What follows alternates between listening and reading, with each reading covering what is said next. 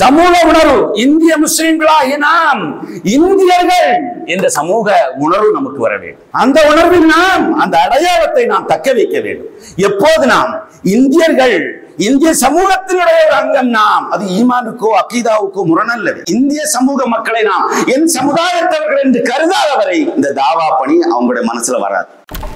இதைவிட மிக முக்கியமாக சூரத்துல் பக்ராவுடைய 112வது வசனம் சொல்கிறது, காலு லை யதுகுல் ஜன்னத்தை இல்லா மன் கான ஹூதன் அவ் நஸாரா.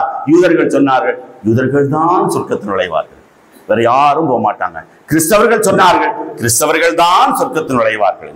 இது முஸ்லிம்களாகி நாங்கள் சொல்லுகிறோம், முஸ்லிம்கள் தான் சொர்க்கத்தில் நுழைவார்கள். இந்த சிந்தனை இருக்கிற போது எப்படி நாம் அந்த மக்களுக்கு தாவா செய்வோம்? அல்லாஹ் தஆலா அதை சொல்லிவிட்டு சொல்கிறான், தில்க அமானியுஹும், அது அவர்களுடைய கற்பனை என்று சொல்கிறான். அந்த பரிதாபம். நாம் நமது கடமையை மறந்த போது நம்மை பிறர் அழைத்தார். கொஞ்சம் நான் சொல்றதுடைய வார்த்தையுடைய பொருள் புரிகிறதா? நாம் அழைப்பாளர்கள் தங்களுடைய கடமையை மறந்த போது என்ன செய்தார்கள்? பிறர் நம்மை அழைத்தார்கள். யோசித்து பாருங்க, எவ்வளவு பெரிய இழிவு, எவ்வளவு பெரிய கேவலம். நாமெல்லாம் அவங்களை அழைச்சிட்டு வந்திருக்கணும். நம்ம கடமையை மறந்தோம். எப்படி கடமை இருக்குன்னே தெரியல, அவர்கள் நம்ம அழைத்து இழுத்துக் கொண்டு செல்கிறார்கள். கொஞ்சம் யோசித்து பார். நம்ம ஹிஸ்புல்லா என்று சொல்கிறான் அல்லாஹ் குர்ஆனில், ஜெய்ஷுல்லா என்று சொல்கிறான், அன்சாருல்லா என்று சொல்கிறான். அல்லாஹ்வுடைய படை, அல்லாஹ்வுடைய ராணுவம், மிலிட்டரி, அல்லாஹ்வுடைய உதவியாளர்கள் என்று சொல்கிறான். ஏன்? இந்த கடமை நீங்கள் செய்ய வேண்டிய இருக்கிற காரணத்தால் தான்.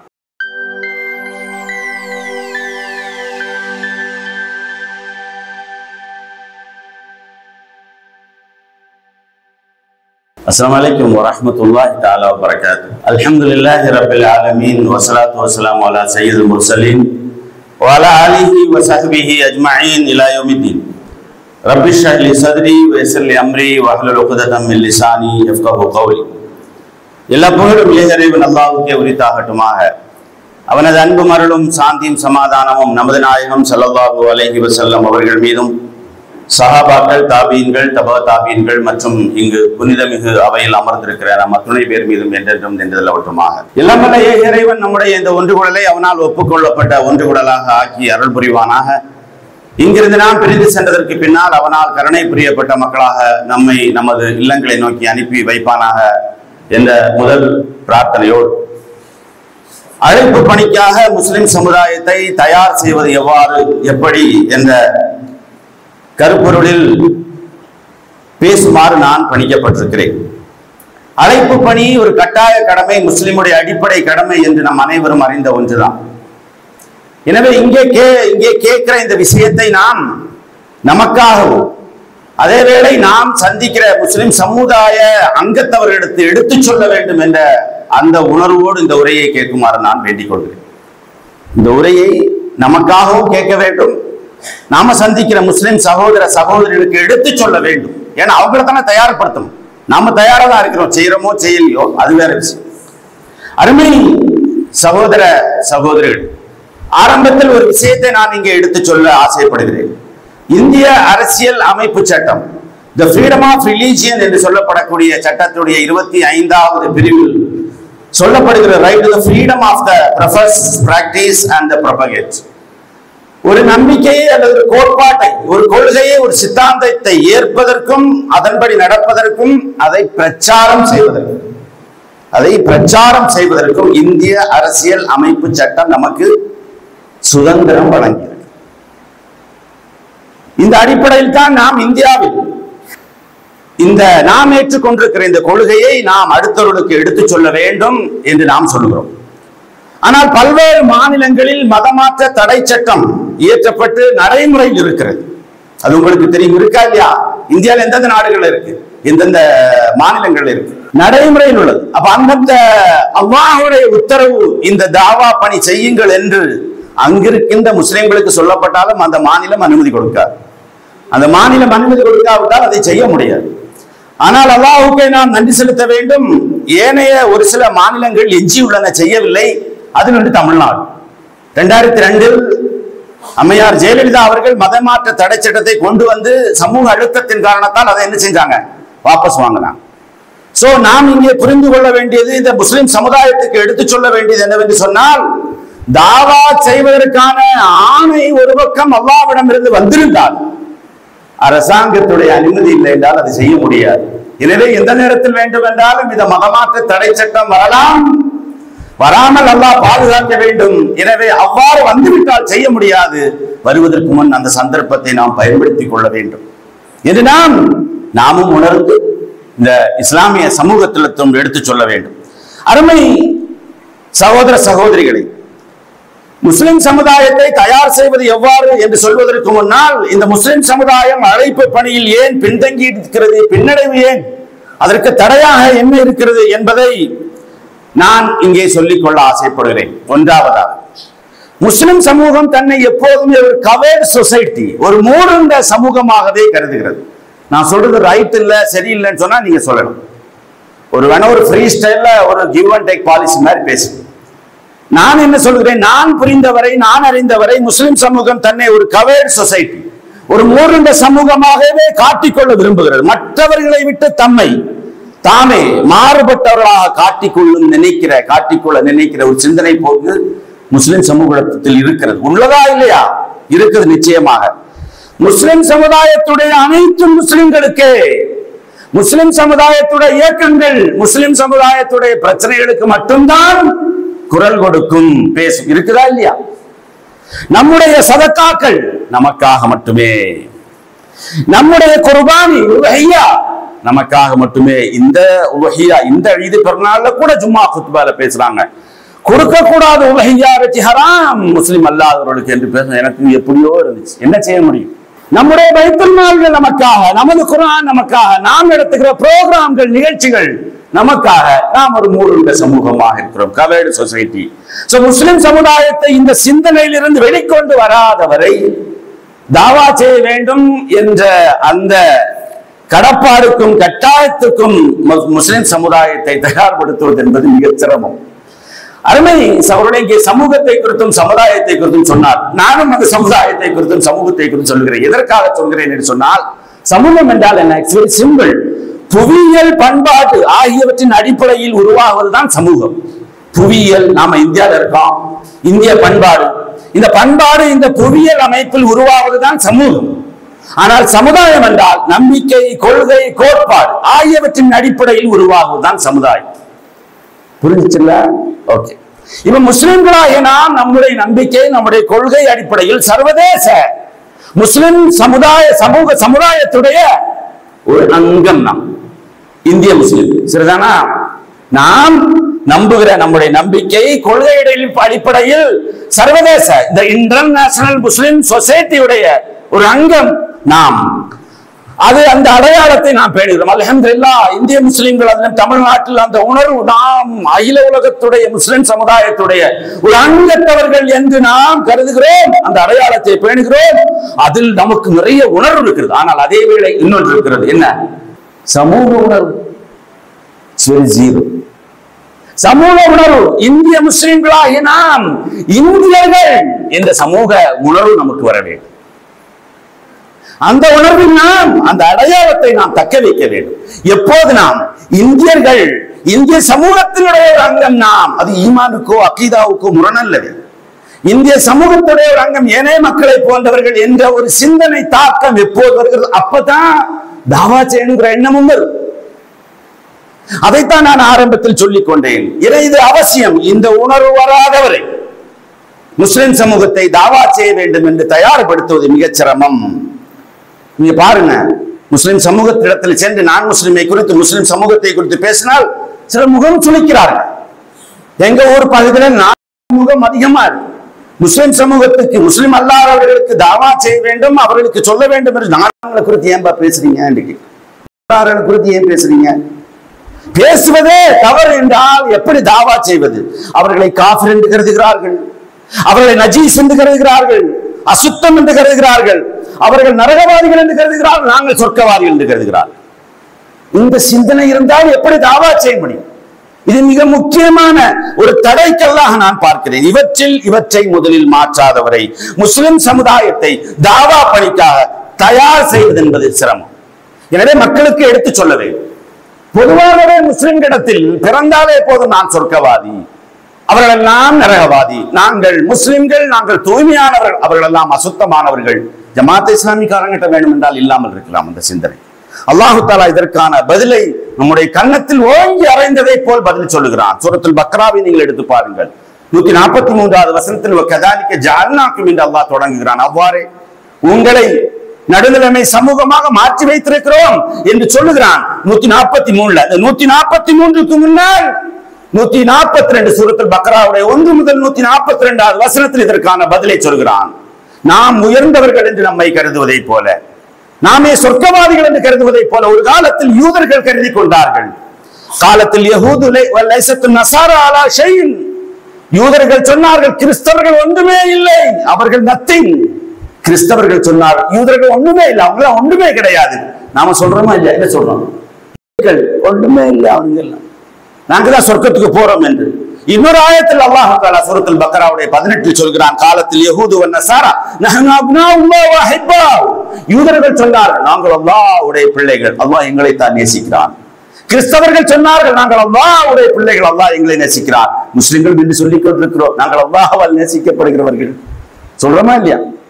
எங்களை அல்லாஹ் நேசிப்பான், நாங்கள் முஸ்லிம்கள்.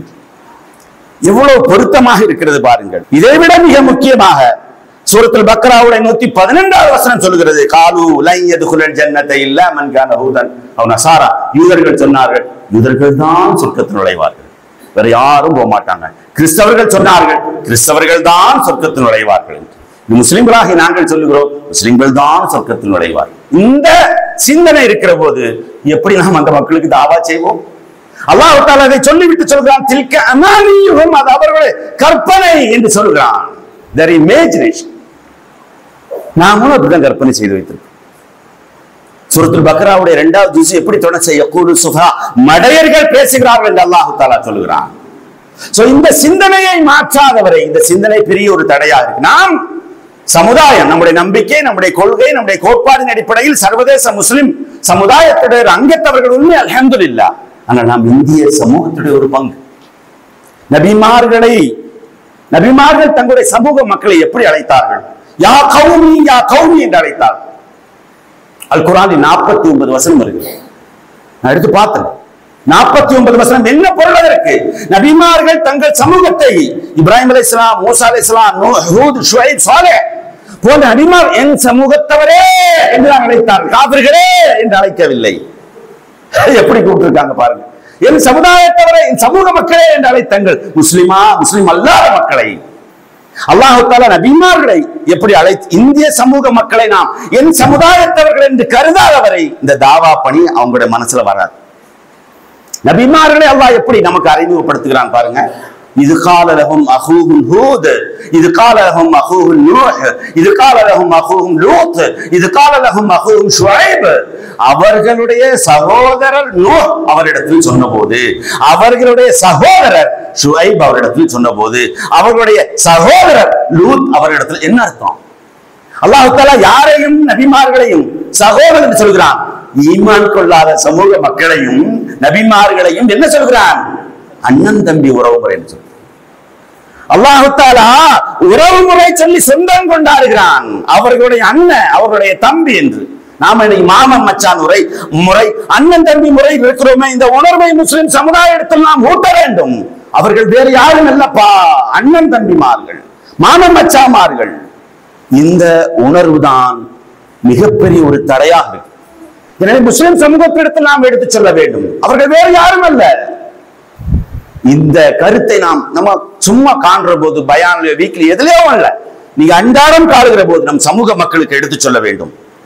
இஸ்லாமிய ஆட்சி நடைபெறுகிற தேசமாக இருந்தால் அங்கே முஸ்லிம் அல்லாதவர்களுக்கு தாவா பணி செய்வது ஃபர்து கிஃபாயா, சமூக கடமை. முஸ்லிம் ஆட்சி நிலவாத நாடுகளில் ஃபர்து ஐன், ஃபர்துல் அலா குல்லி முஸ்லிமின் வ முஸ்லிமா, முஸ்லிமான ஆண் பெண் அனைவர் மீதும் கட்டாய கடமை முஸ்லிம் அல்லாதவர்களுக்கு தாவா செய்வது என்று இப்னு தைமியா, இப்னுல் கையிம் ஜௌஸி, யூசுஃபுல் கர்லாவி போன்ற சமகால அறிஞர்கள் தீர்ப்பு வழங்கி இருக்கிறார்கள். ஒன்று இது. இரண்டாவது, நாம் யார்? இந்த முஸ்லிம் சமூகத்துக்கு எடுத்து சொல்ல வேண்டியது இருக்கிறது. உஹ்ரிஜத் லின்னாஸ் குந்தும் கைர உம்மத்தின் உஹ்ரிஜத் லின்னாஸ். என்ன பொருள் அதற்கு? நீங்கள் மனிதர்களுக்காக வெளிப்படுத்தப்பட்டிருக்கிறீர்கள். நீங்கள் சாதாரணமாக பிறந்தவர்கள் அல்ல. நீங்கள் பிறக்க வைக்கப்பட்டிருக்கிறீர்கள், வெளிப்படுத்தப்பட்டவர்கள். இதன் பொருள் என்ன? நாம் நமக்கானவர்கள் அல்ல. நாம் நமக்கானவர்கள் அல்ல. இந்திய சமூகத்துடைய நலனில் நாம் அக்கறை கொண்டு அவர்களை நன்மையின் பக்கம் அழைப்பதற்காக வெளிப்படுத்தப்பட்டவர்கள். வெளிப்படுத்தப்பட்டவர்கள் என்று சொன்னால் மஜூர் என்று சொல்வார். நீங்கள் நீங்களாக பிறந்தவர்கள் அல்ல, ஒரு நோக்கத்திற்காக வெளிப்படுத்தப்பட்டிருக்கிறீர்கள் என்று அல்லாஹு தஆலா சொல்கிறான். ஆனால் அந்த பரிதாபம், நாம் நமது கடமையை மறந்த போது நம்மை பிறர் அழைத்தார். கொஞ்ச நாள் சொல்றதுடைய வார்த்தையுடைய பொருள் புரிகிறதா? நாம் அழைப்பாளர்கள். அழைப்பாளர்கள் தங்களுடைய கடமையை மறந்த போது என்ன செய்தார்கள்? பிறர் நம்மை அழைத்தார்கள். தாயிகள் எல்லாம் எப்படி மாறினார்கள்? மதுக்களாக மாறினார்கள். சப்ஜெக்ட் எல்லாம் அப்ஜெக்டாக மாறி. அதனுடைய ஆபத்து உங்களுக்கு தெரியுமா? நம்மை அழைத்தாள் என்று சொன்னால் நாம தான் பிற மக்களை இஸ்லாத்தின் பக்கம் தாவா செஞ்சிருக்க வேண்டும். ஆனால் அந்த கடமையை மறந்த போது கிறிஸ்தவர்கள் நம்மை அழைத்தார்கள், கம்யூனிசவாதிகள் நம்மை அழைத்தார்கள், சோசியலிசவாதிகள் நம்மை அழைத்தார்கள், தாய் மதம் திரும்புங்கள் என்று இந்துக்களும் நம்மை அழைக்கிறார்கள். இல்லையா? கிறிஸ்தவ சமூகத்தில் கன்னியாகுமரி மாவட்டத்தில் நிறைய பேர் மாறி இருக்கிறார். யோசித்து பாருங்க, எவ்வளவு பெரிய இழிவு, எவ்வளவு பெரிய கேவலம். நாமெல்லாம் அவங்களை அழைச்சிட்டு வந்திருக்கணும். நம்ம கடமையை மறந்தோம். எப்படி கடமை இருக்குன்னே தெரியல, அவர்கள் நம்ம அழைத்து இழுத்துக்கொண்டு செல்கிறார்கள். கொஞ்சம் யோசித்து பார். நம்ம ஹிஸ்புல்லா என்று சொல்கிறான் அல்லாஹ் குர்ஆனில், ஜெய்ஷுல்லா என்று சொல்கிறான், அன்சாருல்லா என்று சொல்கிறான். அல்லாஹ்வுடைய படை, அல்லாஹ்வுடைய ராணுவம், மிலிட்டரி, அல்லாஹ்வுடைய உதவியாளர்கள் என்று சொல்கிறான். ஏன்? இந்த கடமை நீங்கள் செய்ய வேண்டிய இருக்கிற காரணத்தால் தான். இதை நாம் முஸ்லிம் சமூகத்துக்கு எடுத்து சொல்ல வேண்டும். அருமை சகோதரர்களே, அனுமதிக்கப்பட்ட வழியினூடாக ஒன்றை செய்வதற்கு கூட இன்று நமக்கு பெரும் தயக்கமாக இருக்கிறது. தமிழில் ஒரு கவிதை இருக்கிறது, கொளுத்து விடு சத்தியத்தை கொழுந்து விட்டு எறியட்டும், அழுத்தி சொல்ல அல்லாஹ்வை அவனின்றி எவருக்கும் அஞ்சோம், பழுத்தகலை ஞானங்கள் பண்பு நிறைய ஒழுக்கங்கள் உளத்திலே தூய ஈமான் உள்ளவரை அச்சமேனும். ஏன் அச்சம்? ஏன் பயம்? கொளுத்து விடு சத்தியத்தை, நெருப்பு வைப்பக்க சொல்லவில்லை. சத்தியத்தினுடைய தீ எல்லா இடங்களிலும் கொழுந்து விட்டு எறிய வேண்டும். அழுத்தி சொல்ல அல்லாஹ் என்ற செய்தியை, அல்லாஹ்வுடைய செய்தியை அழுத்தமாக சொல்ல வேண்டும். ஏன்? அவனின்றி நாம் எவருக்கும் அஞ்ச மாட்டோம். நம்மிடத்தில் என்ன இருக்கிறது? பழுத்தகலை ஞானங்கள், நம்மிடத்தில் அறிவு இருக்கிறது, ஒழுக்கங்கள் இருக்கிறது, உலகத்திலே தூய ஈமான் இருக்கிறது. இருக்கும் வரை நமக்கே அச்சம். எவ்வளவு அழகான தமிழ் கவிதை அது. யோசித்து பாருங்கள். தாவா பணி எப்படி செய்ய வேண்டும் என்பது உங்களுக்கு தெரியும். ஆரம்ப காலகட்டத்தில் மக்காவில் முஸ்லிம்கள் துன்புறுத்தப்பட்டார்கள், அச்சுறுத்தப்பட்டார்கள், கொலை செய்யப்பட்டார்கள். ஆனால் மக்காவில் இறங்கிய வசனம் என்ன தெரியுமா? ஃபலா அல்லக சூரத்துல் காஃபுடைய வசனம் உங்களுக்கு தெரியும். ஃபலா அல்லக பாஹி நஃப்ஸக அலா ஆசாரிஹிம். ரெண்டு இடத்துல வருது. இந்த மக்கள் இந்த சத்திய இஸ்லாத்தை ஏற்றுக்கொள்ளவில்லையே என்பதற்காக நீங்கள் கவலைப்பட்டு உங்கள் உயிரை மாய்த்து விடுவீர் போல் தெரிகிறதை கேள்விப்பட்டிருப்பார்கள். மாய்த்து விடுவீர் போல் தெரிகிறது என்று ரசூலுல்லாஹ்வை பார்த்து அல்லாஹ் தஆலா சொல்கிறார். நான் ஆரம்பத்தில் இந்த வசனம் இறங்கியதற்கு முன்னால் ஒரு விஷயத்தை சொன்னேன். என்ன? மக்கால என்ன நடந்துட்டு இருந்துச்சு? மக்கள் முஸ்லிம்கள் என்ன செய்யப்பட்டார்கள்? என்ன செய்யப்பட்டார்கள்? துன்புறுத்தப்பட்டார்கள், அச்சுறுத்தப்பட்டார்கள், கொலை செய்யப்பட்டார். இல்லையா? ரசூலுல்லாஹ் எதுக்கு கவலைப்பட்டிருக்கணும்? சொல்லுங்க, எதுக்கு கவலைப்பட்டிருக்கணும்? எதுக்கு கவலைப்பட்டு சொல்லுங்க, எதுக்கு கவலைப்பட்டிருக்கணும்? முஸ்லிம்கள் துன்புறுத்தப்படுகிறார்களே, முஸ்லிம்கள் கொலை செய்யப்படுகிறார்களே, முஸ்லிம்கள் அச்சுறுத்தப்படுகிறார்களே, அதுக்கு இல்லையா கவலைப்பட்டிருக்கணும்? ரசூலுல்லாஹ் கவலைப்படவே இல்லை. இந்த மக்கள் இஸ்லாத்தை ஏற்றுக்கொள்ளவில்லையே என்றுதான் அவர்கள் கவலைப்பட்டார்கள். பாருங்க, யோசனை பாருங்க, எப்படி அல்லாஹ் தஆலா அதை சொல்லி காட்டுகிறான். தாவாவுடைய முழு பரிணாமம் எப்படி இருக்க வேண்டும் என்று சொன்னார். டாக் ஆஃப் தி டவுனாக மாற வேண்டும். டாக் ஆஃப் தி டவுனாக மாற வேண்டும். மூளை முடுக்கெல்லாம் அந்த பேச்சு பரவ வேண்டும் என்று இஸ்லாம் நமக்கு சொல்லி தருகிறது. சஃபாமலை குன்றின் மீது கொண்டு ஏறி நின்று கொண்டு அல்லாஹ்வுடைய தூதர் அந்த செய்தியை சொன்ன போது மக்காவுடைய மூளை முடுக்கெல்லாம் மக்கள் என்ன பேசினார்கள்? ஒருத்தரும் தெரியாதா? ஏதோ முஹம்மதாமே, ஏதோ இஸ்லாமாமே, ஏதோ புதிய மார்க்கமாமே, ஏதோ புதிய தீனாமே என்று மக்கத்து ஒட்டுமொத்த மக்காவுடைய வீட்டில் இருக்கின்ற மக்களும் பேசினார்களா இல்லையா? அப்படி அல்லவா இந்த தாவா பணி என்பது மக்களுக்கு மத்தியில் இருந்திருக்க வேண்டும். ஆனால் முஸ்லிம் சமுதாயத்திற்கு ஒரு அடிப்படை கடமையை நாம் சொல்லிக் கொடுக்க வேண்டிய, இது அடிப்படை கடமையப்பா என்று சொல்லிக் கொடுக்க வேண்டிய கட்டாய நிலைமையில் நாம் இருக்கிறோம். அபுல் ஹசன் அலி நதிவி சொல்கிறார்கள், முஸ்லிம் சமூகமாகிய நாம் 2 முறை தூதுத்துவம் வழங்கப்பட்டவர்கள். இதை நாம் முஸ்லிம்களுக்கு எடுத்து சொல்ல வேண்டும். அதனை 2 முறை தூதுத்துவம் ரசூலுல்லாஹ் மட்டும்தான் நமக்கு வந்தாங்க. 2 முறை தூதுத்துவம் வழங்கப்பட்டவர்கள். 1 நமக்காக அனுப்பப்பட்ட நபி, 2 மக்களுக்காக அனுப்பப்பட்ட நாம் யார்? உஹ்ரிஜத்லின்னா மனிதர்களுக்காக வெளிப்படுத்தப்பட்டவர்கள். நமக்கு ஒரு கடமை இருக்கிறது. என்ன கடமை? இந்த மக்களை இஸ்லாத்தின் பக்கம் அழைப்பது, இஸ்லாத்துடைய செய்தியை எடுத்துச் சொல்வது. 2 முறை தூதுத்துவம் கொடுக்கப்பட்டிருக்கிறது. ஆனால் வாய்ப்பு கேடாக நம்ம நிறைய பேர் ஆல இம்ரானுடைய 104வது வசனத்தை, முஸ்லிம் சமூகம் தான், உங்களிலிருந்து ஒரு கூட்டம் இந்த பணியை செய்தால் போதும் என்ற அந்த வசனத்திற்கு வாய்ப்பை கேடாக ஒரு பொருள் கொடுத்து ஒரு சிறுகுழு செய்தால் போதும் என்று ஒதுங்கிக் கொள்கிறார்கள்.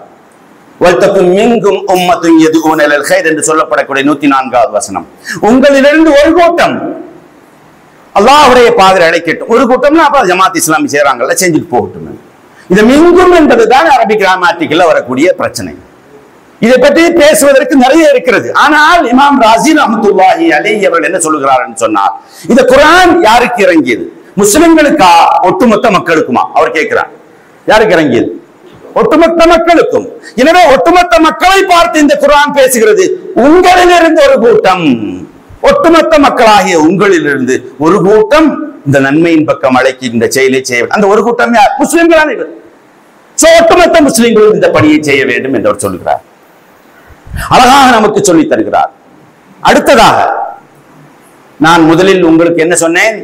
இந்த நம் சமூகம் என்ற இந்த தயக்கத்தை தடைய உடைக்க வேண்டும் என்று நான் இங்கே எடுத்து காட்டினேன். நாம் மக்களுக்காக வெளிப்படுத்தப்பட்டவர்கள் என்ற அந்த சிந்தனையை முஸ்லிம் சமூகத்துக்கு எடுத்து சொல்ல வேண்டும். அப்படித்தான் அவர்களை தயார்படுத்த வேண்டும் என்று சொன்னேன். முக்கியமாக 3வதாக முஸ்லிம் சமூகத்தை தாவா செய்வதற்காக எப்படி தயார்படுத்துவது என்று சொன்னால், இட்ஸ் வெரி சிம்பிள். நாம் தொழுகைக்காக எப்படி முஸ்லிம் சமூகத்தை தயார்படுத்துகிறோம்? எப்படி தயார்படுத்துகிறோம்? யாருக்கு தெரியுமா? முஸ்லிம் சமூகத்தை தொழுகைக்கு எப்படி தயார்படுத்துகிறோம்? அப்படித்தான் தயார்படுத்த வேண்டும். முஸ்லிம் சமூகத்தை நோன்பு வைப்பதற்கு எப்படி தயார்படுத்துகிறோம்? அப்படித்தான். ஹஜ்ஜுக்காக எப்படி தயார்படுத்துகிறோம்? அப்படித்தான் தயார்படுத்த வேண்டும். ஏன்? தாவா என்பது என்னது? சுன்னத்தா நஃபிலா?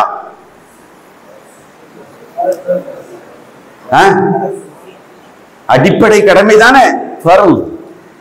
அது ஒரு ஃபர்ல், இது ஒரு ஃபர்ல். அந்த ஃபர்லுக்காக நீங்கள் எப்படி தயார்படுத்தப்படுகிறீர்கள்? தொழுகைக்கு எப்படி முஸ்லிம் சமூகத்தை தயார்படுத்துகிறீர்களோ அப்படித்தான் தாவாவுக்கு தயார்படுத்த வேண்டும். நோன்புக்கு எப்படி தயார்படுத்துகிறீர்களோ, ஹஜ்ஜுக்கு நோன்பை பாருங்க, நோன்புக்கு எப்படி தயார்படுத்துகிறீர்கள்?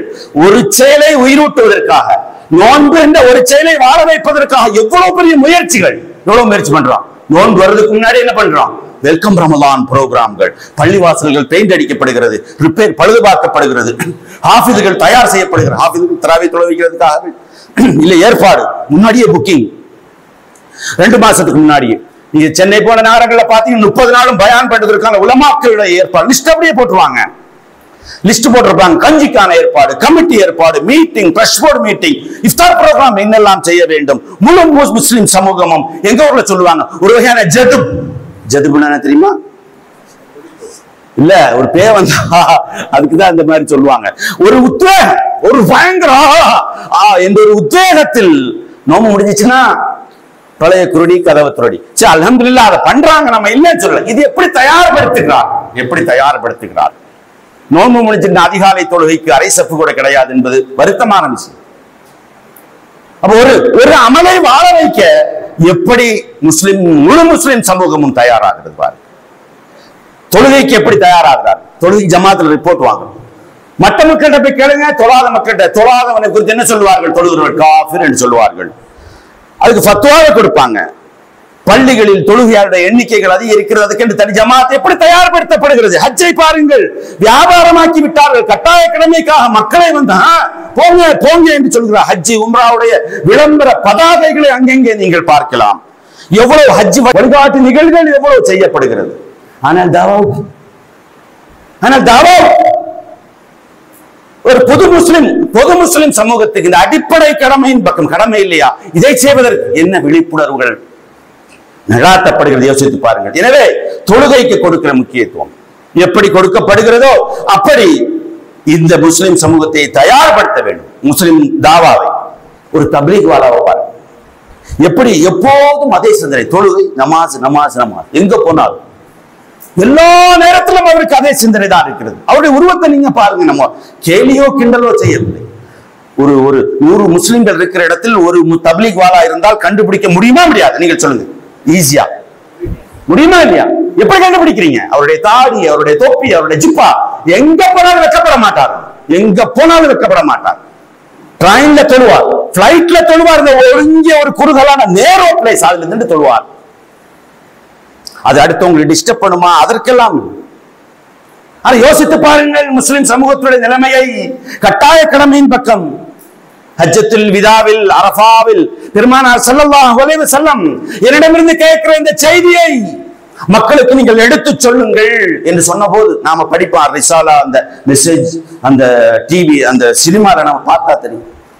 கிழக்கு பக்கம் நின்றவர்கள் கிழக்கு பக்கமா சென்றார்கள், மேற்கில் அப்படியே வீட்டுக்கு கூட செல்லாமல் அழைப்பு பணிக்காக பிரிந்து சென்ற காட்சியை நாம் பார்க்கிறோம். எனவே நாம் மூன்றாவதாக இங்கே சொல்வது, தொழுகைக்கு முஸ்லிம் சமூகம் எப்படி தயார்படுத்தப்படுகிறதோ, நோன்புக்கு முஸ்லிம் சமூகம் எப்படி தயார்படுத்தப்படுகிறதோ, ஹஜ்ஜிக்கு முஸ்லிம் சமூகம் எப்படி தயார்படுத்தப்படுகிறதோ, அப்படித்தான் தஅவாவுக்கும் தயார்படுத்தப்பட வேண்டும். மக்கள் நம்ம எடுத்து சொல்ல வேண்டும். அருமை சகோதரர்களே, நான்காவதாக இந்திய சூழலில் பகிரங்கமாக தாவா செய்வது மிகப்பெரிய ஆபத்தை வரவழைக்கும், சாத்தியமே இல்லை என்ற ஒரு தயக்கம் முஸ்லிம் சமூகத்திடத்தில் இருக்கிறது. அப்படியே தாவா செய்ய வேண்டும் என்ற எண்ணம் இருந்தால் இந்திய சூழல் அதெல்லாம் சாத்தியமே கிடையாது. அடி வாங்கவா சொல்றீங்க என்று கேட்கிற ஒரு வழக்கம் தாவா செய்ய வேண்டும் என்ற எண்ணமுடைய மக்களிடத்தில் இருக்கிறது. அருமை சகோதரர்களே, இங்கே நான் ஒரு விஷயத்தை சொல்லி காட்ட ஆசைப்படுகிறேன். ஹமீம் சஜிதா என்ற ஒரு அத்தியாயம் இருக்கிற 41வது அத்தியாயம். அதில் 33வது வசனத்தில் அல்லாஹ் தஆலா சொல்கிறான், வமன் அஹ்ஸனு கௌலம் மிம்மன் தஆ இலல்லாஹி வ அமில ஸாலிஹன். அல்லாஹ்வுடைய பாதையின் பக்கம் அழைத்து நற்கர்மங்கள் ஆட்சி நான் ஒரு முஸ்லிம் என்று சொன்னவனை விட அழகிய பேச்சு பேசுபவன் யார் என்று அல்லாஹ் கேட்கிறான். முதல்ல சொல்றது அல்லாஹ்வுடைய பாதையில் அழைத்து நற்கர்மங்கள் செய்து நான் ஒரு முஸ்லிம் என்று சொல்பவனை விட அழகிய பேச்சு பேசுபவன் யார்? இது என்ன வசனம் தெரியுமா? மக்கி வசனம், மக்காவில் இறங்கிய வசனம், ஹிஜ்ரத்துக்கு முந்தைய வசனம். இந்த வசனம் இறங்கிய சூழல் என்னவென்று சொன்னார், நான் ஒரு முஸ்லிம் என்று சொல்லி இஸ்லாத்து பக்கம் அழைத்தால் உயிர் பறிபோய்விடும் என்ற சூழலில் இறங்கிய வசனம். புரியுதா? மௌலானா மௌதூதி ரஹ்மத்துல்லாஹி அலைஹி அவர்கள் இந்த வசனத்துக்கு விளக்க உரை சொல்லும் போது இப்படி சொல்லுகிறார்கள், முஸ்லிம்களுக்கு தைரியம் கொடுத்து அவர்களை ஊக்கப்படுத்தி அதற்கு பின்பு அவருடைய அடிப்படை விஷயத்தை அவர்களுக்கு நினைவூட்டுகிறான். என்ன ஊக்கம் கொடுத்தான், என்ன தைரியம் கொடுத்தான் அல்லாஹ் தஆலா? ஹாமீம் சஜிதாவுடைய 33வது வசனம் இது என்று நான் சொன்னேன். அது ஹாமீம் சஜிதாவுடைய 41வது அத்தியாயத்துடைய 30வது வசனம் என்ன சொல்லுகிறது தெரியுமா? மௌதூதி ரஹ்மத்துல்லாஹி அலைஹி சொல்கிறார்கள், இன்னல் லதீன காலு ரப்புனா அல்லாஹ் சும்மஸ்தகாமு, எங்கள் இறைவன் அல்லாஹ் என்று சொல்லி அதில் நிலையாக இருப்பவர்களுக்கு வானவர்கள் இறங்குகிறார்கள், அச்சம் இல்லை பயம் இல்லை என்று சொல்கிறார்கள், அவர்களுக்கு சொர்க்கம் இருக்கிறது என்று முஸ்லிம்களுக்கு தைரியமூட்டி முஸ்லிம்களை உற்சாகப்படுத்தி முஸ்லிம்களை ஊக்கப்படுத்தியதற்கு பின்பு அல்லாஹ் சொல்கிறான், அல்லாஹ்வுடைய பாதையில் அழைத்து நற்கர்மங்கள் செய்து நான் ஒரு முஸ்லிம் என்று சொல்பவனை விட மிகச்சிறந்த பேசுபவன் யார் என்று கேட்க 30வது வசனத்தில் அப்படி சொன்னான். 33வது வசனத்துடைய இறங்கிய சூழலை மௌதூதி ரஹ்மத்துல்லாஹி அலைஹி இன்னும் அழகாக இப்படி சொல்கிறார்கள். என்னவென்றால், மக்காவுடைய வீதிகளில் நின்று கொண்டு ஒருவர் தன்னை முஸ்லிம் என்று சொல்லி முஸ்லிம் இஸ்லாத்தின் பக்கம் வாருங்கள் என்று அழைப்பு விடுத்தால் கடித்து குதிர காத்திருக்கும் வனவிலங்குகள் நிறைந்த ஒரு அடர்காட்டில் ஒருவன் நின்றால் எப்படி இருக்கும்? எப்படி இருக்கும்? இமேஜ் பண்ணுங்க. சிங்கம், புலி, கரடி அதெல்லாம் இருக்குது. அடர்காடு இருளா இருக்கிறது. எல்லா இடமும் மரம், செடி கொடிகள், காடு, டார்க் ஃபாரஸ்ட். அங்க ஒத்தைக்கு நிக்கிறீங்க நீங்க. அது மட்டுமல்ல, மௌதூதி ரஹ்மத்துல்லாஹி அலைஹி அவர்கள் சொல்கிறார்கள், அப்படி நிற்பதே ஆபத்து. ஆனால் அங்கே நின்று கொண்டு வனவிலங்குகளே வாருங்கள், இதோ இங்கே நான் இருக்கிறேன் என்று அழைத்தால் எப்படி இருக்கும்? எப்படி இருக்கும்? அப்படி அழைப்பதை போல மக்காவுடைய சூழல் இருந்தது. அந்த நேரத்தில் அல்லாஹ் சொல்கிறான், வமன் அஹ்ஸனு கௌலம் மிம்மன் தஆ இலல்லாஹ், அல்லாஹ்வின் பாதையில் அழைத்து நற்கர்மங்கள் செய்து நான் ஒரு முஸ்லிம் என்று சொல்பவனை விட அழகிய பேச்சு பேசுபவன் யார்? இது இந்தியாவுடைய சூழலுக்கு ஒன்றும் அவ்வளவு பெரிய கம்பேர் டு மக்கா பெரிய இது ஒன்றும் கிடையாது. எனவே இது ஒன்றும் கிடையாது. இந்த சூழலை, மக்காவுடைய சூழல் இப்படி உயிர் போனாலும் பரவாயில்லை என்று சிந்தித்த காரணத்தால் தான் சஹாபாக்கள் தாவா அப்படி செய்தார்கள். தைரியமாக சொன்னாங்க. இல்ல வீட்டில் முனையும் கிடந்தாங்க. யோசிச்சு பாருங்க எந்த அளவுக்கு என்றால் நிறைய சஹாபாக்களுக்கு இந்த மாதிரி தாவா ட்ரைனிங் புரோகிராமோ தாவா செய்வது அடிப்படை கடமை என்று வீக்லி மீட்டிங்கோ வாராந்திர மீட்டிங்கோ ஆண்டு மீட்டிங்கோ நடத்தப்படவில்லை. பயான் பண்ண சஹாபாக்களை கூட்டு வச்சுற சூழ்நிலை இப்படி பயான்லாம் பண்ணல. இஸ்லாத்தை ஏற்று ஒரு நாள் இருப்பாங்க, 2 நாள் இருப்பாங்க. அடுத்த ரசூலுல்லாஹ்விடத்தில் அந்த சஹாபாக்கள் கேட்கிற கேள்வி, மாதா தாமருனி யா ரசூலல்லாஹ், என்ன எனக்கு உத்தரவு பிறப்பிக்கிறீர்கள் யா ரசூலல்லாஹ் என்று கேட்பார். அடுத்த உத்தரவு என்ன செய்ய வேண்டும்? இது ரசூலுல்லாஹ்வுடைய பதில். நீங்க சஹாபாக்களுடைய வரலாறு பாருங்க. செல் உன் சமூக மக்களிடத்தில் முடிஞ்சிச்சு. துஃபைல் தௌசி ரஹ்மத்துல்லாஹி அலைஹி இஸ்லாத்தை இருக்கிறார். 1 நாட்கள் ரசூலுல்லாஹ் 1-2 நாட்கள் ரசூலுல்லாஹ்விடத்தில் இருக்கிறார்கள். அடுத்தது ரசூலுல்லாஹ் கேட்கிறாங்க, யா ரசூலல்லாஹ் நான் என்ன செய்ய வேண்டும்? இது ஹபிலா கௌமிக், உன் சமூக மக்களிடத்தில் சென்று தாவா செய். அரசன்னி தாஇயத்தன் இலா கௌமிய யா ரசூலல்லாஹ், அப்படி என்றால் என் சமூகத்துக்கு அழைப்பாளராக என்னை அனுப்புங்கள். துஆ செய்து அனுப்புறாங்க. போனாங்க. தௌசு கூட்டம், கவிஞர், பெரும் கவிஞர், 1 இல்ல 2 இல்ல 3 வருட காலம் அழைப்பு பணியில் ஈடுபட்டார். ஒரு பையன் இஸ்லாத்தை ஏத்துக்கல, ஒரே ஒருவரை தவிர. யாரு தெரியுமா? யாருக்காவது? ஒருத்தர் 3 வருட காலம், அபூ ஹுரைரா ரலியல்லாஹு தஆலா. அந்த அபூ ஹுரைராவை அழைச்சிட்டு வந்தார். யார சொல்லலாம்? 3 வருஷம், 3 வருடம் இவர் மட்டும்தான் இஸ்லாத்துல வந்தார். அவருக்கு ரசூலுல்லாஹ் தாவா பண்ணாங்க, சொல்லி கொடுத்தாங்க. பின்னர் மீண்டும் துஆ செஞ்சாங்க. பின் போனார். அடுத்ததாக ஏறக்குறைய 7 அல்லது 6 வருட காலங்கள் தாவா செய்தார். ஒட்டுமொத்த தௌஸ் கோத்திரத்தையும் இஸ்லாத்தின் பக்கம் அவர் கொண்டு வந்தார். நான் சொல்ல வந்தது என்னன்னா, அது நீண்ட வரலாறு. இவருக்கு நீங்க உங்க சமூகத்துல போங்க என்று ரசூலுல்லாஹ் சொல்லாமலே அவர் அடுத்த என்ன கேள்வி கேட்டார்? எனக்கு என்ன உத்தரவு பிறப்பிக்கிறீர்கள் யார் ரசூலுல்லாஹ்? இது அந்த பொறுப்புணர்வு அவர்களுக்கு இருந்தது. அபூதர் கிஃபாரி ரலியல்லாஹு தஆலா பாருங்க, இஸ்லாத்தை ஏற்ற மறுகணம் மக்கத்து மக்களுக்கு இந்த இஸ்லாத்தை இன்னும் சொல்லலையே. என்ன மக்கத்து மக்களுக்கு ஆரம்ப காலம் அதெல்லாம் எடுத்து சொல்றாங்க. அடிச்சாங்க, உதைச்சாங்க, ரத்தம் வருது. ரசூலுல்லாஹ் வந்து ரத்தம் வழியே வெளியே நிக்கிறார். ரசூலுல்லாஹ் சொன்னாங்க, வேணான்னு சொன்ன ஆரம்பத்துல போகாதன்னு சொன்ன. ஏன் போன? இல்லையா ரசூலுல்லாஹ், நான் அடைந்து கொண்ட இந்த சத்தியத்தை இந்த மக்களுக்கு எடுத்து சொல்ல வேண்டும் என்று நான் ஆசைப்பட்டேன். வேண்டாம், இது கௌமி, உன் சமூகத்தினத்தில் சென்று தாவா செய். அங்கே 8 வருட காலங்கள், 8 வருட காலம் ரசூலுல்லாஹ் மதீனாவுக்கு போன பின்னணி இருவரும் கூட்டத்தை அழைத்துக் கொண்டு அபூதர் கிஃபாரி வருகிறார். கிஃபார் என்ற கூட்டம், அஸ்லம் என்ற கூட்டம். அவருடைய சொந்த கோத்திரம், பக்கத்தில் இருந்த இன்னொரு கோத்திரம். ஒட்டுமொத்தமாக தனி மனிதராக ஒட்டுமொத்த 2 கோத்திரத்தை இஸ்லாத்திற்கு கொண்டு வந்தார். யார ரசூலுல்லாஹ், இது அஸ்லம் கோத்திரத்தார். நான் தாவா செய்த இஸ்லாத்தின் பக்கம் அஸ்லம் அல்லாஹ் அவர்களுக்கு சங்கை செய்வானாக. கிஃபாரி கோத்திரம், யார ரசூலுல்லாஹ், இது கிஃபாரி கோத்திரமா? கஃபரல்லாஹு லஹா, அவர்களுடைய பாவங்களை அல்லாஹ் மன்னிப்பான். ரசூலுல்லாஹ் அப்படியே புலகாங்கிதம் அடைந்தார். நிறைய சொல்லிட்டு போலாம். அபூபக்கர் சித்திக் ரலியல்லாஹு தஆலாவுடைய வரலாற்றை நாம சொல்லி இருக்கிறோம். அவர் இஸ்லாத்தை ஏற்ற 1 வார காலத்தில் அஷ்ரத்துல் முபஷ்ஷரா, சுவனத்தை குறித்து சுப செய்தி சொல்லப்பட்ட 6 நபர்களை கொண்டு வந்திருக்கிறார். ரசூலுல்லாஹ் சொல்லல அபூபக்கர் போய் செய்யுங்கன்னு சொல்லி. அதனோட கடமை என்ன உணர்ந்தார். அஷ்ரத்துல் முபஷ்ஷராவுடைய 6 பேர் 1 வார காலத்தில் அந்த அபூபக்கருடைய பணி என்னவாகிறது யோசிச்சு பாருங்க. முஸ்அப் இப்னு உமைர் வரலாறு நாம் படிச்சிருக்கிறோம். ரசூலுல்லாஹ் அக்கபாவிற்கு செல்கிறார்கள், மதீனாவுக்கு செல்லுங்கள் என்று. அடுத்த வருடம் என்னவென்று சந்திக்கிறார். அடுத்த வருடம் 12 நபர்களோடு வருகிறார். அடுத்த வருடம் வாருங்கள் என்று சொல்கிறார்கள். 73 நபர்களோடு வருகிறார். 3வது வருடம் தனிமையில் வருகிறார். யார ரசூலுல்லாஹ், நீங்கள் அங்கு வாருங்கள் என்று அழைக்கிறார். மக்காவில் இருக்கிற வீடுகளில் 1 2 நபர்கள் இஸ்லாத்தை தழுவியை தவிர வீடே இல்லை. எல்லாரையும் நீங்க அழைத்து வர முடியாது. நீங்கள் அங்கு வாருங்கள். தலால் பத்ரு அலைனா மின் சனியாத்தில் வதா இந்த அந்த பாட்டு படித்து நபிகள் நாயகம் ஸல்லல்லாஹு அலைஹி வஸல்லம் அவருடைய ஒட்டுமொத்த மக்கமா நகரம் பெண்களும் குழந்தைகளும் சூழந்து வரவேற்றார்களே. ஒட்டுமொத்த மதீனா நகரமே இஸ்லாத்தின் பக்கம் வந்திருந்தது. அப்போதுதானே ரசூலுல்லாஹ் முதல் முறையாக மதீனாவுக்கு நுழைகிறார்கள். யாரால்? முஸ்அப் இப்னு உமைரால் அல்லவா? யோசித்த பெண்கள் கூட செய்திருக்கிறாங்களே, பெண்கள் கூட இல்லையா? பெண்கள் கூட அந்த சிந்தனையை உம்மு சுலைம் ரலியல்லாஹு தஆலா அன்ஹா அவர்கள் குறித்து கேள்விப்பட்டிருக்கோம். அந்த மகர் விஷயம் எல்லாம் இல்லையா? அபூ தல்ஹா வருகிறார் கல்யாணம் பண்ணுவதற்காக. அபூ தல்ஹா இடத்துல என்ன சொன்னாங்க உம்மு சுலைம்? பாருங்களேன், யோசிச்சு பாருங்க எப்படி அவங்க யோசிச்சிருப்பாங்க. யாரும் சொல்லிக் கொடுக்காத உண்மை போன்ற நபர்கள் திருமணம் முடிப்பதற்கு மறுக்கப்பட மாட்டார். யார்கிட்ட சம்மதம் பேசி வந்தாலும் சரி நான் சொல்லுவாங்க. ஆனா நீர் காஃபிரா இருக்கிறீர், முஸ்லீம் இல்ல, என்ன செய்ய வேண்டும்? இது இஸ்லாத்தை ஏற்க வேண்டும். அந்த இஸ்லாத்தை ஏற்றுக்கொண்டதையே என்னுடைய மகராக நான் ஏற்றுக்கொள்கிறேன். ஒட்டுமொத்த மதினமானவர் மூக்கில் விரல் வைத்தது என்னடா ஆச்சரியம் இது என்று எப்படி எடுத்து சொன்னாங்க? எங்க வீட்டுல ஒரு மரத்துண்டு சிலை இருக்கிறது சொன்னார் அபூ தல்ஹா. மரச்சிலை இருக்கிறது, அது விலை உயர்ந்த மரம். அபூ தல்ஹா ரொம்ப சிம்பிளா கேட்டாங்க, அபூ தல்ஹா மரத்தை வெட்டும் போது சில கழிவுகள் போயிருக்கும், அது விறகா நீங்க பயன்படுத்துறீங்க, அடுப்புல இருக்கிறது. ஆமா, அப்ப ஒரு துண்டை அடுப்பில் போட்டு இன்னொரு துண்டை வணங்குவது எவ்வளவு அறிவுடைமை, அறிவற்ற செயல் அல்லவா? அறிவில்லையா? யோசிக்க மாட்டீங்களா? குளிச்சுட்டு வந்தார், இஸ்லாத்துல திருமணம் முடிச்சார்.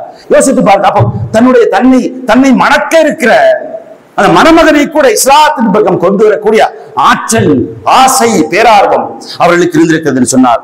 நஜ்ஜாஷிமர் பாருங்க, ரசூலுல்லாஹ் தாவா செய்வது சமூக கடமை என்று சொல்லாத எங்கோ எத்தியோப்பியாவில் இருக்கிற நஜ்ஜாஷி மன்னர் அம்ர் பின் ஆஸ் ரலியல்லாஹு தஆலா அன்ஹு இஸ்லாத்தை ஏற்பதற்கு முன்னால் மக்காவிலிருந்து முதல் கூட்டம் எத்தியோப்பியாவுக்கு போச்சு. ஹிஜ்ரத் குறைஷிகள் அனுப்பினார், போய் கூட்டுவா அந்த மக்களை எல்லாம். அம்ர் பின் ஆஸுக்கும் நஜ்ஜாஷி மன்னருக்கும் ரொம்ப க்ளோஸ் ரிலேஷன்ஷிப் இருந்துச்சு. அம்ர் பின் ஆஸ் இஸ்லாம் ஏற்கவில்லை, ரொம்ப வெறுப்பா இருந்தார் ரசூலுல்லாஹி ஸல்லல்லாஹு அலைஹி வஸல்லம் அவர்கள் மீது. மக்காவில் கிடைக்கிற தோல் பொருட்களை எல்லாம் பரிசாக எடுத்துக்கொண்டு சென்றார். அவரை போய் அங்க சந்திக்கிறார் நஜ்ஜாஷி மன்னரை பார்த்து, என்ன காரணத்திற்காக வருகை தந்திருக்கிறது என்று நஜ்ஜாஷி மன்னர் கேட்கிறார். அந்த விஷயத்தை சொல்றாரு. அந்த சீட்ல அவருடைய அந்த இருக்கையில நஜ்ஜாஷி மன்னர் இருந்தார். நான் இது சல்லாபியுடைய புத்தகம் எழுதும் போது அது எனக்கு தெரியுது. அப்படி இறங்கி வந்தார். அம்ர் பின் ஆஸுடைய மூக்கில் ஓங்கி குத்தினார் அந்த அரசர். ரத்தம் கட கட கடக்கடான்னு வடிந்தது. நான் என்னுடைய வேண்டுகோள் உங்களுக்கு விருப்பம் இல்லையா அருமை அரசரே என்று கேட்கிறார். விருப்பம் இல்லையா? நான் முகம்மதுடைய மார்க்கத்தை ஏற்றிருக்கிறேன், எனக்கு கட்டுப்பட்டு முகம்மதுடைய மார்க்கத்தை நீ பின்பற்ற வேண்டும். அப்படிப்பட்ட மார்க்கமா என்ன என்று கேட்கிறார். ரசூலுல்லாஹ்வுடைய மார்க்கத்தை அவர் எடுத்து சொல்றாரு. நான் இஸ்லாத்தை ஏற்றுக்கொள்கிறேன் என்று போனார். அங்கதான் போய் மதீனாவில் இஸ்லாத்தை ஏற்றுக்கொள்ளும். அம்ர் பின் ஆஸ் ஹக்கீமுல் உம்மா, இந்த சமூகத்துடைய ஞானவான். நான் இந்த எந்தெந்த சூழலில் எப்படி இது நான் எதுக்கு சொல்றேன் அப்படின்னா, தாவா செய்வது சமூக கடமை என்று அவர்களுக்கு சொல்லப்படவே இல்லை. காலித் இப்னு வலீத் யர்மூக் என்று சொல்லப்படக்கூடிய போர் யர்மூக்னா பல லட்சம் மக்கள் முஸ்லிம்களை விட அதிகமாக எதிரிகள் இருந்தார்கள், வீரர்கள். இந்த போர்க்களத்தில் நிற்கிறாரு ஜார்ஜ் என்று சொல்லப்படக்கூடிய ரோம தளபதி ஒருவர். காலிதிடத்தில் பேசுவதற்காக வருகிறார். பேசி போர் நடக்கிறது. போர் இத்தனை மணிக்கு தொடங்கும்னா அதற்கு முன்னாடி சமாதான பேச்சு வைக்கும் வார்த்தை வரும். முக்கியமான தளபதி பேசி அவர் கேட்கிறார் ஒரு கட்டத்துல, நீர் இறைவனுடைய வாழ் என்று சொல்றாங்களே உண்மையா அப்படிங்கிற ஒரு வார்த்தை போடார். அதுதான் சந்தர்ப்பம். மக்கள் சொல்கிறார் அப்படி அல்ல, அதுக்கான காரணம் இதுதான் அப்படின்னா உங்க முகமது என்ன கொண்டு எல்லாத்தையும் சொல்கிறார். ஆயுதங்களோடு போராடை தரித்து கவச உடை தரித்து வந்தவர் இந்த இஸ்லாத்தை ஏற்றுக்கொள்ள வேண்டும். நேரம் இல்லையால் சொல்கிறேன், இஸ்லாத்தை ஏற்றுக்கொள்ள வேண்டும் என்றால் என்ன செய்ய வேண்டும்?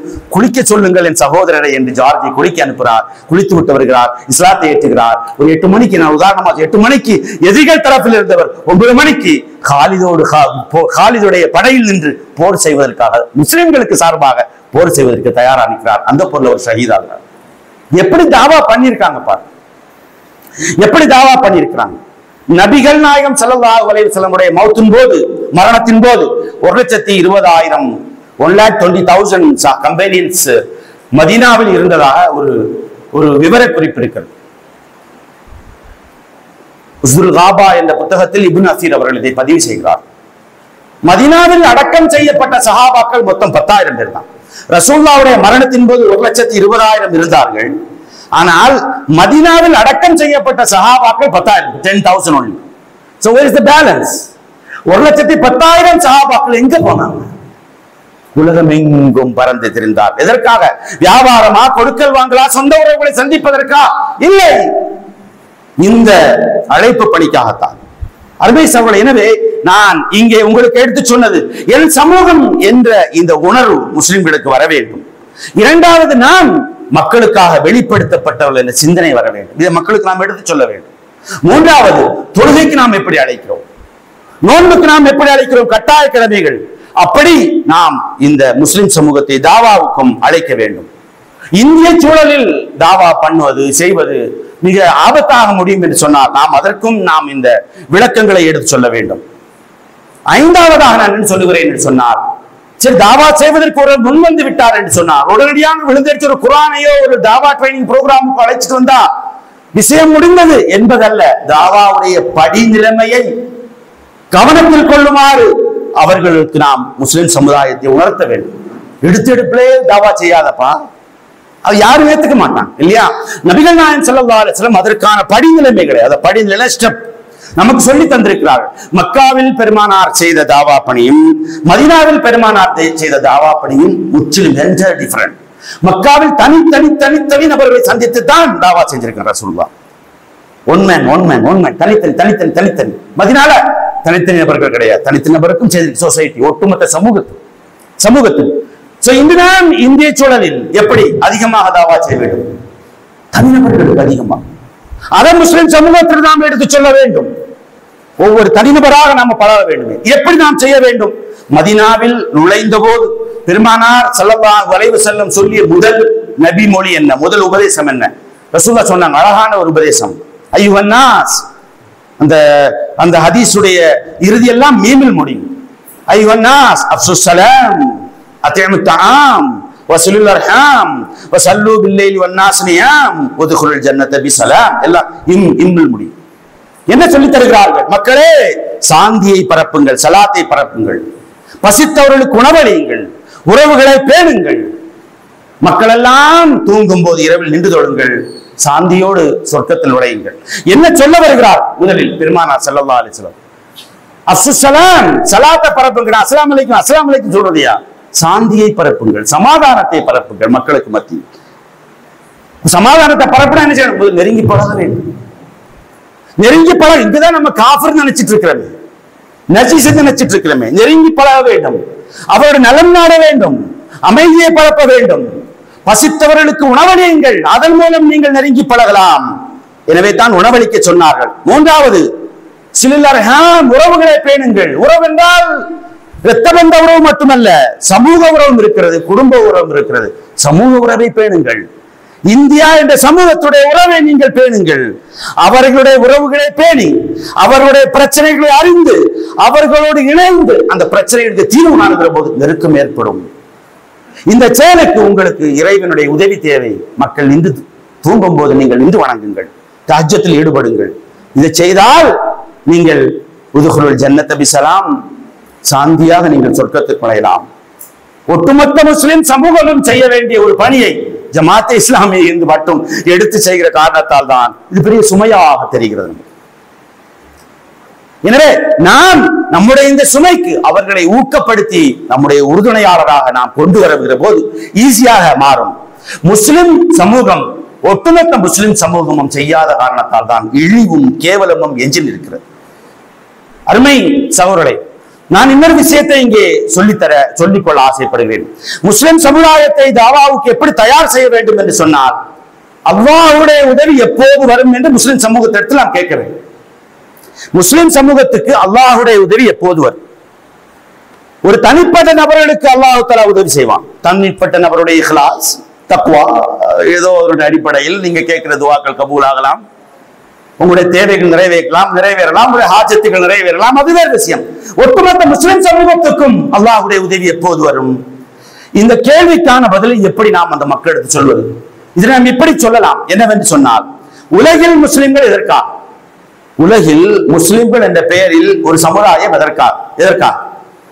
இந்துக்கள் என்ற சமுதாயம் இருக்கிறது, கிறிஸ்தவர்கள் என்ற சமுதாயம் இருக்கிறது, யூதர்கள் என்ற சமுதாயம் இருக்கிறது, ஏனைய பெயர்களை. இந்த சமுதாயங்கள் எல்லாம் இருப்பதை போல முஸ்லிம்கள் என்றும் ஒரு சமுதாயம் இருந்துவிட்டு போகட்டும் என்பதற்காகவா? அது சொல்லுங்க. அதற்காக சமூகம் தேவையா? அவங்க இருக்கிறாங்க, இவங்க இருக்கிறாங்க, இவங்க எடுத்துட்டு போங்க என்பதற்காகவா? முஸ்லிம்கள் என்றால் யார்? இறுதி நபியை பின்பற்றியவர்கள் தான் முஸ்லிம்கள் இல்லையா?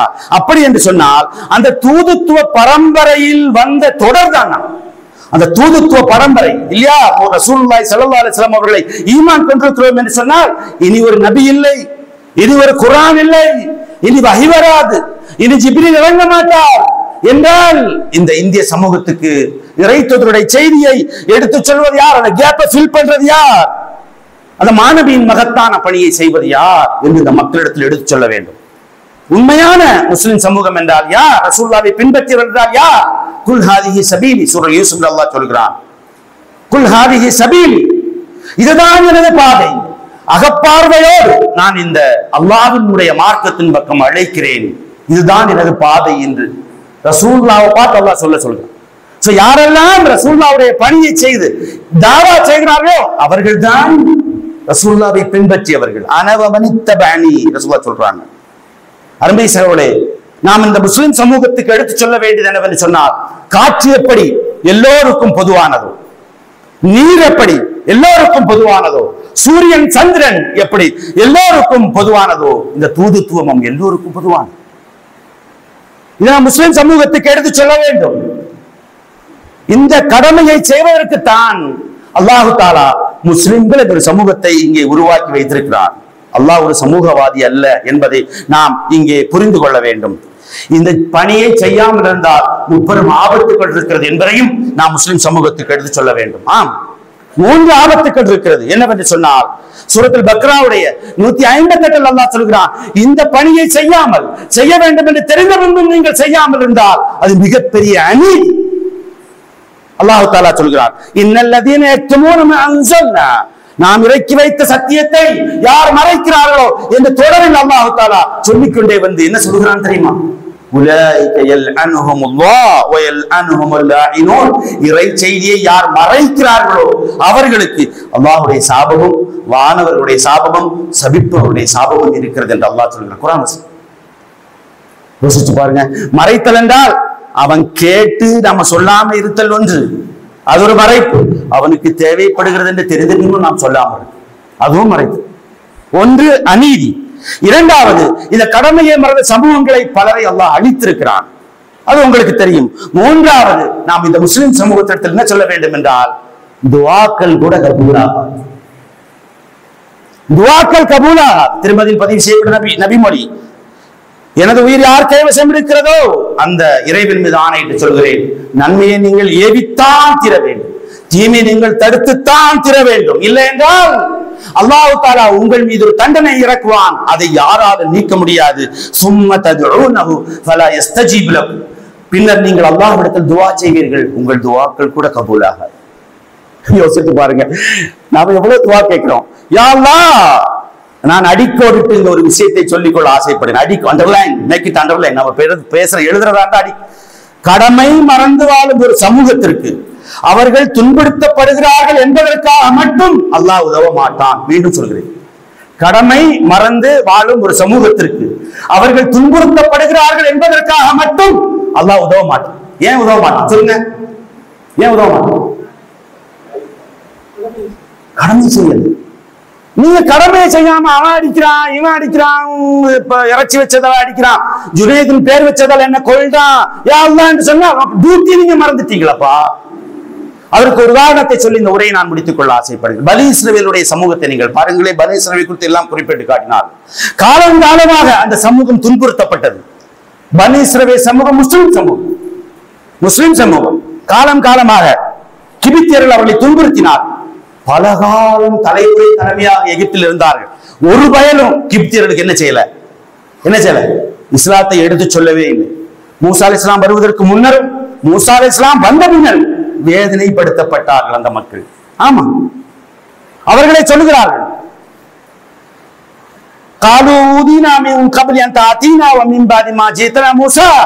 நீர் எங்களிடத்தில் வருவதற்கு முன்னரும் நாங்கள் துன்புறுத்தப்பட்டோம், வந்த பின்னரும் நாங்கள் துன்புறுத்தப்பட்டோம் என்று கேட்டார்கள். காரணம் என்ன? பல காலம் எகிப்தில் அந்த முஸ்லிம்கள் இருந்தார்கள். கிபித்தியர்களால் அவர்கள் துன்புறுத்தப்பட்டார்கள். ஆனாலும் அல்லாஹ்வுடைய உதவி வரல. ஏன் வரல? முஸ்லிம்கள் தானே. நாம இங்க இந்தியால கொடுமைக்கும் துன்புறுத்திற்கும் ஆளாகிறோமே. எப்படி துஆ கேட்கிறோம்? யா அல்லாஹ், அவர்களை அழிப்பாயாக, இவர்களை அழிப்பாயாக. ஒரு ஆளுடைய துஆ கூட அல்லாஹ் ஏத்துக்கிற மாதிரி தெரியலையே, இல்லையா? யோசித்து பாருங்கள். அப்ப எப்ப அல்லாஹ்வுடைய உதவி வந்தது? முதல் பல கட்டமாக மூசா அலைஹிஸ்ஸலாம் தாவா செஞ்சாங்க. முதல் கட்டம் ஃபிரௌனுக்கும் ஃபிரௌனுடைய கூட்டத்திற்கும் அவர்கள் துஆ செய்தார். அல்லாஹ் அதெல்லாம் சொல்லிக்கார். சும்ம பாஸா மின் பாதி மூசா பிஆயாத்தினா, பின்னர் நாம் நம்முடைய அத்தாட்சிகளை கொண்டு மூசாவை ஃபிரௌனிடத்திலும் ஃபிரௌனுடைய கூட்டத்திடத்திலும் சென்று அனுப்பினோம். அந்த அரசபையில வச்சு தாவா பண்ணாங்க. இரண்டாவது, ஒரு பண்டிகை நாளில் ஒட்டுமொத்த ஊர் மக்களையும் கூட்டி மூசா அலைஹிஸ்ஸலாத்து வஸ்ஸலாம் அவர்களும் ஹாரூன் அலைஹிஸ்ஸலாத்து வஸ்ஸலாம் அவர்களும் அழைப்புப்படி செய்தார்கள். அதன் மூலமாக ஃபிரௌனுடைய மனைவி, சில கிபித்தியர்கள், சூனியக்காரர்கள் எல்லாம் இஸ்லாத்துக்கு வந்த. அப்போ ஒட்டுமொத்த மக்களுக்கும் அழைப்பு பணி கொடுக்கப்பட்டு விட்டது. இஸ்லாத்தை ஏத்தாங்களா ஏக்கலையா என்பது வேறு விஷயம். இங்க நான் சொல்ல வந்த விஷயம் என்னவென்றால், மூசா அலைஹிஸ்ஸலாத்து வஸ்ஸலாம் அவருடைய காலகட்டத்திற்கு அவர்கள் இந்த தாவா செய்வதற்கு முன்னர் கிபித்தியர்கள் துன்புறுத்தப்பட்டார்கள். ஆனால் அங்கு நடந்தது ஒரு இனப்படுகொலையை தவிர சத்தியத்துக்கும் அசத்தியத்துக்குமான போராட்டம் அல்ல. சத்தியத்துக்கும் அசத்தியத்திற்குமான போராட்டம் அல்ல. இஸ்லாத்துக்கும் ஜாஹிலியத்துக்குமான போராட்டம் அல்ல. இந்தியாவிலும் அதுதான் நடக்கிறது. மக்காவில் முஸ்லிம்கள் துன்புறுத்தப்பட்ட காட்சிக்கும் இந்தியாவில் முஸ்லிம்கள் துன்புறுத்தப்பட்ட காட்சிக்குமான வேறுபாட்டை நீங்கள் பாருங்கள். இந்தியாவில் மாட்டு வச்சு வைத்ததற்காக ஒருவர் கொலை செய்யப்படுகிறார். இந்தியாவில் ஜுனைத் என்ற பெயர் வைத்ததற்காக ஒருவர் கொலை செய்யப்படுகிறார். மக்காவில் மாட்டு வச்சு வைத்ததற்காக கொலை செய்யப்பட்டார்களா? தாவா செஞ்சதுக்காக கொலை செய்யப்பட்டார். அழைப்பு பணி செஞ்சதுக்காக கொலை செய்யப்பட்டார், துன்புறுத்தப்பட்டார். யோசித்து பாருங்கள். அப்ப மூசா அலைஹிஸ்ஸலாத்து வஸ்ஸலாமுடைய, ஹாரூன் அலைஹிஸ்ஸலாத்து வஸ்ஸலாமுடைய வருகைக்கு பின்னர் கிபித்தியர்களுக்கு, ஒட்டுமொத்த கிபித்தியர்களுக்கும் தாவா பணி செய்து முடிக்கப்பட்டதற்கு பின்பு அல்லாஹ்வுடைய உதவி வருகிறது. பனி இஸ்ரவேலை அல்லாஹ் தஆலா பாதுகாக்கிறார். எனவே இந்த முழு முஸ்லிம் சமூகத்திற்கு, இந்திய முஸ்லிம் சமூகத்திற்கு, இந்திய சமூகத்திற்கு நாம் இந்த தாவா பணியை செய்யாமல் இருந்தால் இறைவன் நம்முடைய துஆக்களை எப்படி ஏற்றுக்கொள்வான்? அருமை சகோதரர்களே, எதிரிகளை அழிப்பதற்கு நாம் எத்தனை துஆக்கள் கேட்கிறோம். அல்லாஹ் தஆலா என்ன சொல்கிறான்? 17வது அத்தியாயம் 15வது வசனத்தில் அல்லாஹ் என்ன சொல்கிறான்? வமா குன்னா முஅத்திபீன் ஹத்தா நபஅஸ ரசூலா. தூதர்களை நாம் ஒரு சமூகத்திற்கு அனுப்பாதவரை யாரையும் அழிக்க மாட்டோம். இந்திய முஸ்லிம் சமூகத்திற்கு, இந்திய மக்கள், இந்திய சமூகத்திற்கு, பொது சமூகத்திற்கு நாம் தூதர்களாக இருக்கிறோம். நாம போய் அந்த செய்தியை சொல்லாம இருந்தா அவர்களை எப்படி அல்லாஹ் அழிப்பார்? நாம செய்தியை சொல்லவே இல்லையே. இது தெரியாமல் பள்ளிவாசல்ல உட்கார்ந்துட்டியா அல்லாஹ் அவனை அழிப்பாயாக இவனை அழிப்பாயாக என்று நாம் துஆ கேட்டார் எப்படி நம்முடைய துஆக்களை அல்லாஹ் கபூல் செய்வான்? அருமை சகோதரர்களே, இறுதியாக நான் ஒன்றை சொல்கிறேன். உமர் ரலியல்லாஹு தஆலா அன்ஹு சொல்லி காட்டினார்கள். குன்னு கைர உம்மத்தின் உக்ரிஜத் லின்னாஸ் சூரத்துல் ஆல இம்ரான் 110வது வசனம். உங்களை சிறந்த சமுதாயமாக நாம் ஆற்றி வைத்திருக்கிறோம், ஏனென்றால் நீங்கள் நன்மை ஏவி தீமை தடுக்க வேண்டும் என்று உமர் ரலியல்லாஹு அன்ஹு சொல்கிறார்கள்.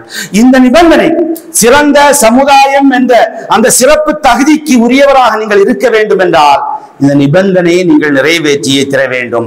இதில் ஒரு புகழாரம் இருப்பதை போல ஒரு எச்சரிக்கையும் இருக்கிறது. என்னவென்றால், இந்த செய்தியை, இந்த செயலை, இந்த தாவாவை நீங்கள் செய்யாவிட்டால் நீங்கள் சிறந்த சமூகம் அல்ல என்று உமர் ரலியல்லாஹு தஆலா சொல்லி காட்டினார்கள். எனவே இந்த செய்திகளை எல்லாம் நாம் ஒட்டுமொத்த முஸ்லிம் சமூகத்துக்கு எடுத்து சொல்ல வேண்டியது கடப்பாடு நமக்கு இருக்கிறது.